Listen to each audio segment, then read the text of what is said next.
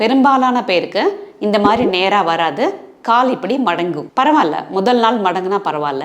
கொஞ்சம் கொஞ்சமாக நிமித்தி நேராக வைக்க முயற்சி பண்ணுங்க. கைகள் தரையோடு இருக்கட்டும். இதை 90 டிகிரி ஆங்கிள்னு சொல்கிறோம். இதை நேராக வைக்கிறது மட்டும்தான் சவாலாக இருக்குமே ஒழிய, நிறுத்தி வைக்கிறது, உள்மூச்சு வெளிமூச்சு எடுத்துகிட்டே இந்த நிலையில் நிறுத்தி வைக்கிறது கடினமாக இருக்காது. இதுக்கு அடுத்த நிலை, இந்த 90 டிகிரிலேருந்து நீங்கள் 1 ஃபீட்டு காலை கீழே இறக்கணும். 60 டிகிரின்னு வச்சுக்கலாம். இப்பையும் நீங்கள் முட்டியை மடக்கக்கூடாது, இப்படிலாம் மடக்கக்கூடாது.